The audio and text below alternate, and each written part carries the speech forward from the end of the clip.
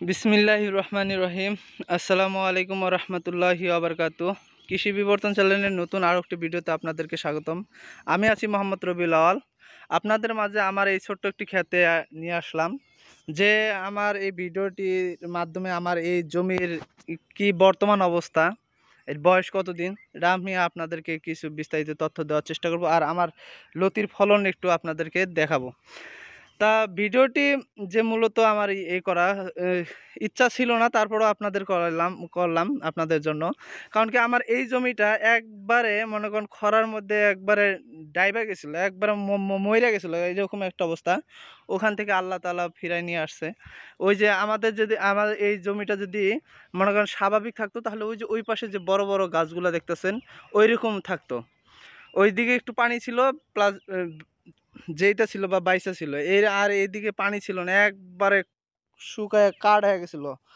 আর আমার যে জাতটা করি এটা হচ্ছে লতিরাজ বাড়ি 1 কপালে কালো তিলা, দেখতেই পারতেছেন। এই জাতটাই আমি মূলত করি, আর অন্য কোনো জাত করি না।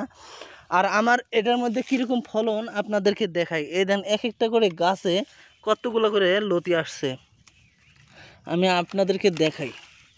এই দেখেন এই গাছটার মধ্যে 1টা 2টা 3টা 4টা 5টা 5টা 6টা, এটা এই গাছের মধ্যে 6টায় একটা 60টা লতি আছে এই গাছেই। এই যে প্রত্যেকটা গাছে আমি আপনাদেরকে দেখাচ্ছি কি পরিমাণে লতা আসছে, আপনারা দেখতে থাকুন। দেখেন কি পরিমাণে লতা। এটা কিন্তু একবারে গাছগুলা একবারে মরে যাওয়ার অবস্থা ছিল, ওই গাছ থেকে আল্লাহ তাআলা ফিরায় নিয়ে আসছে। আমরা একটু যত্ন নিয়েছি। কারণ কি এই জমিটা এই যে এগুলা ঘাস, এই যে এইরকম ঘাস মনে করেন গাছের উপর দিয়ে উঠে গেছিলো, এইরকম একটা অবস্থা। তারপর নিড়ানি দিয়ে আল্লাহ তাআলা সাহায্যে আমরা এটা মনে করেন কিছু সার সুর দিয়েছি। তারপরে দেখেন কীরকম করে লতিগুলো আসা শুরু করছে।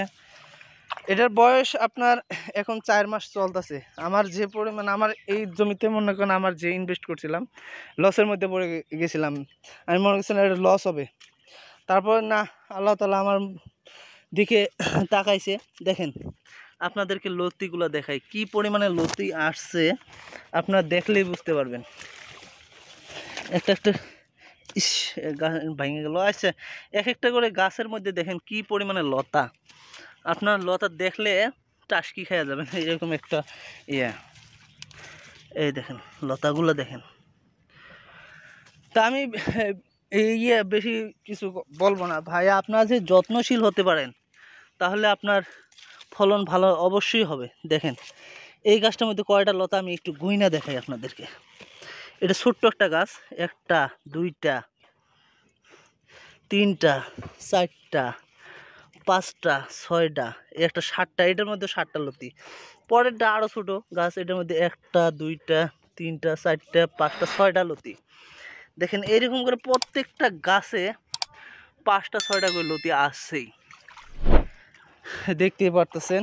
আমি আরও দেখাই, এই জমিতে আরও দেখাই যেগুলো একটু গাছ বড়, এই সাইডের লতিগুলো আপনাদেরকে দেখাই। এই দেখেন কীরকম লতি আসছে, এগুলো দেখা যায় না, অনেকগুলো ডেউগা দিয়ে থাকে তো, তাই এগুলো নিচে নামছে দেখে দেখাইতে পারতেছি। দেখেন কি পরিমাণে লতা আসছে, এই দেখেন লতাগুলো দেখেন।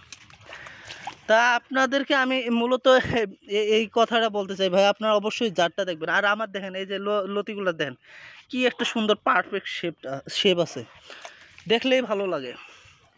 আপনাদেরকে এই কথাটাই বলতেছি ভাই, আপনারা যারা চাষবাস করতে চান অবশ্যই আপনাদেরকে আগে জাতটা নির্বাচন করতে হবে। যে জাত নির্বাচন না করতে পারেন তাহলে আপনি তেমন একটা ফলাফল পাবেন না।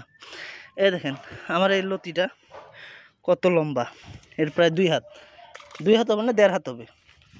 দেন একটা করে গাছে 3টা 4টা করে লতি হারভেস্টের উপযুক্ত। দেখেন কি পরিমাণে লতা আসছে। আপনাদেরকে অবশ্যই করতে হবে, জাতটা নির্বাচন করতে হবে। যদি জাত নির্বাচন করতে পারেন তাহলে ফলাফল ভালো পাবেন। আমার যে জাতটা এটা হচ্ছে লতিরাজ বাড়ি 1 কপালে কালো তিলা। বাংলাদেশের যতগুলো জাত আছে এই জাতটা হচ্ছে উচ্চ ফলনশীল একটা জাত, সবসময় আপনার সারা 12 মাস ফলন দিয়ে থাকে। বুঝতে পারছেন, লতির জন্য বিখ্যাত এই লতিরাজ বাড়ি 1। তা আমি এতটুকু বলতে চাই ভাই, আপনার পরিশ্রমী হতে হবে। যদি আপনার বেকারত্বকে হ্রাস করতে চান তাহলে আপনারা এই চাষবাসটা করতে পারেন। এই চাষে মানে প্রচুর পরিমাণে টাকা। মনে করেন আমি সাধারণ একটা কথা বলি, এক একটা গাছ আপনার 6 থেকে 8 কেজি পর্যন্ত লতি দিয়ে থাকে সারা বছরে। যদি আপনি 8-10 হাজার চারা গাড়েন তাহলে কি পরিমাণে টাকা আসে। আর এক কেজি লতির দাম আপনি সর্বনিম্ন 40 টাকা বা ধরলাম 30 টাকা পাইকারি বিক্রি করেন, তারপর কত টাকা আপনি বছরে ইনকাম করতে পারবেন আপনি ধারণা করে নেন, আপনি ক্যালকুলেশন করে নিন। আর আপনারা যারা চাষবাস করতে চান, আমার কাছে চারা সংগ্রহ করতে চান, অবশ্যই আমার সাথে স্ক্রিনে দেওয়া নাম্বার থাকবে, ওই নাম্বার অনুযায়ী চাষবাস চারা সংগ্রহ করতে পারবেন এবং যেগুলো পরামর্শ নিতে চাইলে পরামর্শ নিতে পারবেন ইনশাল্লাহ। আর আমি এতটুকুই বলতেছি ভাই, আপনার পরিশ্রমী হন তাহলে আপনি ফলাফল ভালো পাবেন ভাই।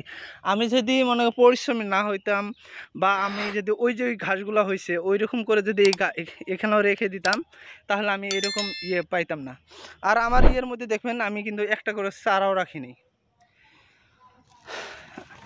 যারা চাষবাস করবেন অবশ্যই এটা মাথায় রাখবেন যে কোনো চারা রাখা যাবে না গাছের ফাঁকে ফাঁকে, তাহলে আপনি তেমন একটা ফলন পাবেন না। তা আমি ভিডিওটি বেশি দূর বাড়ালাম না, এতটুকুই। আপনাদেরকে আরও একটা কথা বলি ভাই, যারা আপনি চাষবাস করতে চান অবশ্যই পরিচ্ছন্ন হতে হবে আর আপনার জমিকে পরিষ্কার পরিচ্ছন্ন রাখতে হবে, তাহলে আপনি ফলাফল ভালো পাবেন। আসসালামু আলাইকুম ওয়া রাহমাতুল্লাহি ওয়া বারাকাতুহু।